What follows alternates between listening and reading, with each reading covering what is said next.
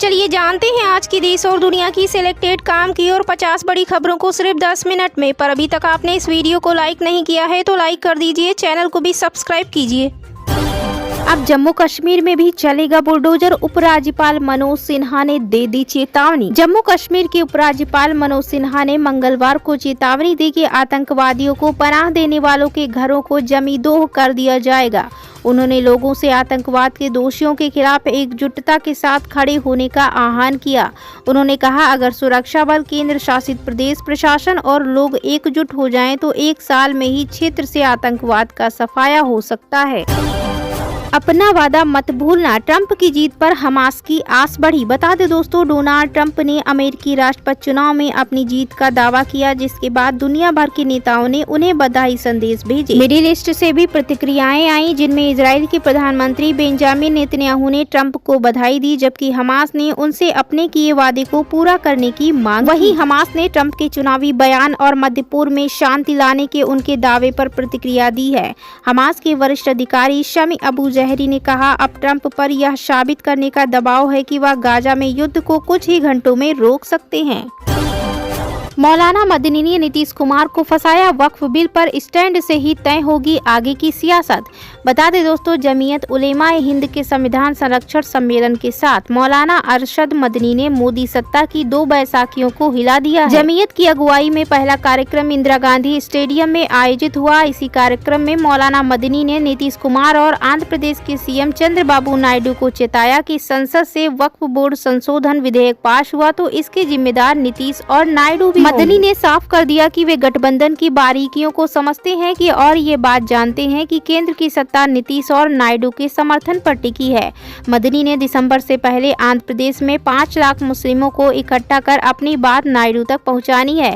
हालांकि 25 नवंबर से संसद का शीत सत्र शुरू होने जा रहा है और इससे पहले ही वक्फ बोर्ड विधेयक को लेकर ज्वाइंट पार्लियामेंट्री कमेटी में घमासान मचा हुआ है।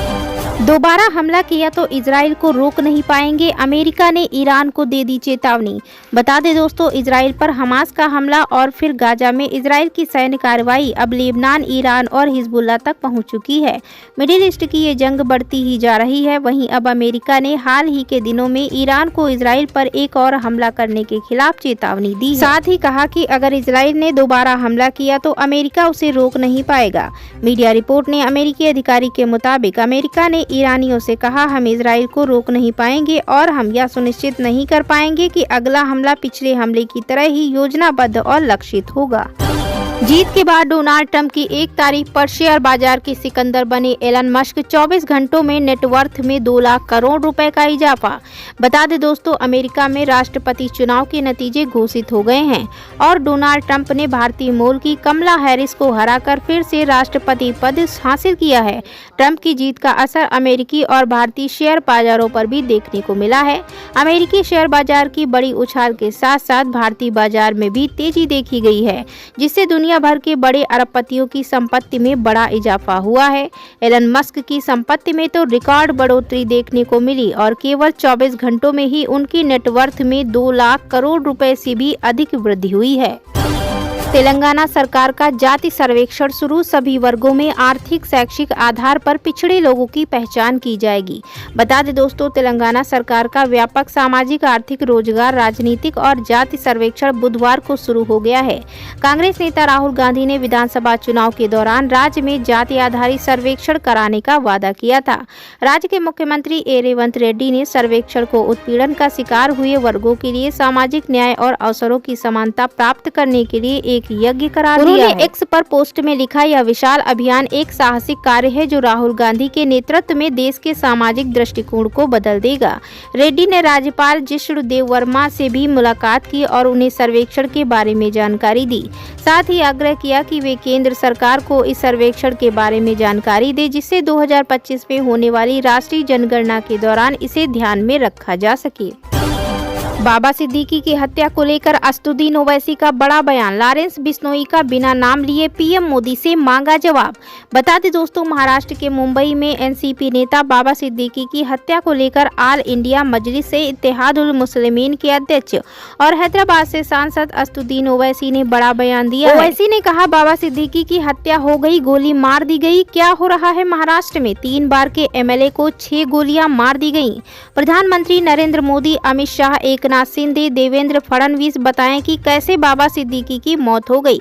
उन्होंने अजित पवार से पूछा कि बाबा सिद्दीकी तो आपकी पार्टी के थे, आप अपनी पार्टी के नेता को नहीं बचा सकते तो खुद को कैसे बचाएंगे? ईडी ने अमेजॉन और फ्लिपकार्ट पर कसा शिकंजा, 20 से अधिक स्थानों पर मारे छापे।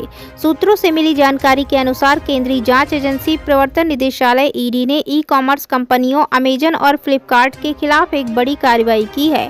ईडी ने अमेजन और फ्लिपकार्ट की कई सहयोगी कंपनियों के खिलाफ सर्च ऑपरेशन शुरू करते हुए उसके दिल्ली, हैदराबाद, बेंगलुरु और मुंबई में स्थित 20 से अधिक स्थानों पर छापे मारे। करीब 50,000 करोड़ रुपए के फेमा उल्लंघन के मामले में ईडी की यह बड़ी कार्रवाई हो रही है।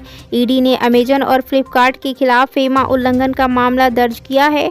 जांच एजेंसी के सूत्रों के अनुसार आरोप है कि इन दोनों कंपनियों ने अपनी सहायक कंपनियों के माध्यम से सामान बेचने का कार्य किया है, जिसके तहत यह उल्लंघन हुआ। राहुल गांधी की नागपुर रैली में बटी कोरे कागज वाली लाल किताब, बीजेपी ने उठाए गंभीर सवाल, कहा नकली संविधान। बता दें दोस्तों, लोकसभा में विपक्ष के नेता राहुल गांधी की नागपुर में आयोजित रैली को लेकर सियासी घमासान मच गया है। कांग्रेस ने नागपुर के सुरेश भट्ट सभागार में संविधान सम्मान सम्मेलन का आयोजन किया, जिसमें राहुल गांधी भी शामिल हुए। वहीं इस सम्मेलन में कांग्रेस के संविधान की एक विशेष किताब, जिसे लाल किताब नाम दिया गया, वितरित की। हालांकि इस किताब को लेकर बीजेपी ने गंभीर आरोप लगाए हैं, इसे संविधान का अपमान करार दिया है। बीजेपी ने दावा किया कि इस किताब के भीतर कोई असली संविधान नहीं था, बल्कि यह सिर्फ एक खाली नोटपैड था। बता दें दोस्तों, राहुल गांधी की रैली में जो किताबें बांटी गई, उन किताबों का कवर डिजाइन भारतीय संविधान की प्रति से मिलता जुलता था। इन किताबों के कवर पर कॉन्स्टिट्यूशन ऑफ इंडिया लिखा हुआ था, लेकिन जब किताबों को खोला गया तो सामने आया कि पहले पृष्ठ पर तो संविधान का प्राक कथन लिखा था, लेकिन बाकी पृष्ठ पूरी तरह से खाली था। ये किताब नोटपैड जैसी दिखती थी, जिसमें केवल खाली पन्ने थे। यह देख बीजेपी ने कांग्रेस पर निशाना साधते हुए कहा कि यह भारतीय संविधान का अपमान है। बीजेपी ने यह सवाल उठाया कि जब इस किताब को संविधान का प्रतीक बताया जा रहा था तो उसके अंदर के पन्ने खाली क्यों? बीजेपी के नेता इस पर तीखी आलोचना करते हुए कह रहे थे कि कांग्रेस संविधान को महज एक प्रतीक के रूप में इस्तेमाल कर रही है, जैसे किसी नोटपैड का उपयोग किया जाता है। हरदोई में भीषण सड़क हादसा, 7 लोगों की दर्दनाक मौत, 6 लोग गंभीर रूप से घायल। उत्तर प्रदेश के हरदोई जिले में उस समय हड़कंप मच गया जब बिलग्राम में ऑटो और डीसीएम की आपस में भिड़ंत हो गई। हादसा इतना भीषण था कि घटना स्थल पर ही 7 लोगों की मौत हो गई, जबकि 6 लोग घायल हो गए। सूत्रों से मिली जानकारी के मुताबिक घटना जिले के बिलग्राम थाना क्षेत्र के रोशनपुर गाँव के पास हुई, जहाँ तेज रफ्तार से डीसीएम ने यात्रियों से भरे ऑटो में जोरदार टक्कर की और टक्कर इतनी भीषण थी कि घटना स्थल पर ही 7 लोगों की मौत हो गई। पीएम मोदी के संसदीय क्षेत्र वाराणसी को सीएम योगी देंगे सौगात, देव दीपावली पर आगमन, नमो घाट का लोकार्पण। बता दें दोस्तों, यूपी के मुख्यमंत्री योगी आदित्यनाथ अब प्रधानमंत्री नरेंद्र मोदी के संसदीय क्षेत्र वाराणसी को सौगात देंगे। देव दीपावली पर 15 नवंबर को सीएम योगी का आगमन वाराणसी में होने जा रहा है। इस दौरान सीएम योगी वहां यहाँ के सबसे प्रसिद्ध हो चुके नमो घाट का लोकार्पण करेंगे।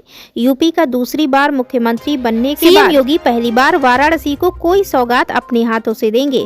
वहीं बता दें, वाराणसी जिला प्रशासन ने सीएम योगी के आगमन की तैयारियां शुरू कर दी हैं। नमो घाट के लोकार्पण के साथ ही सीएम योगी एक जनसभा को भी संबोधित करेंगे। उत्तराखंड निकाय चुनाव में ओबीसी के लिए 27% आरक्षण तय।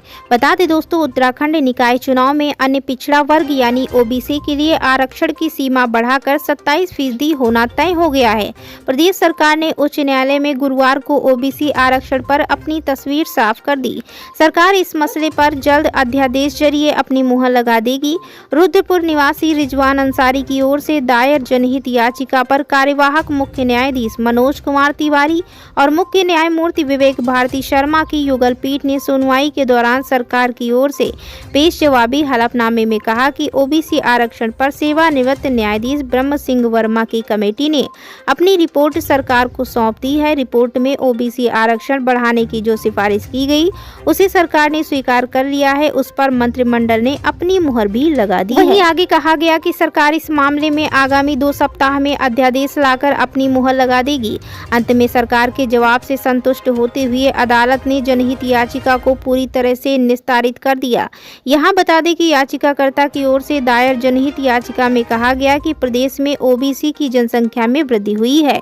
सरकार वर्ष 2011 की जनसंख्या के आधार पर निकाय चुनाव संपन्न कराना चाहती है। याचिकाकर्ता की ओर से अदालत से निकाय चुनाव में 27% आरक्षण की मांग की गई।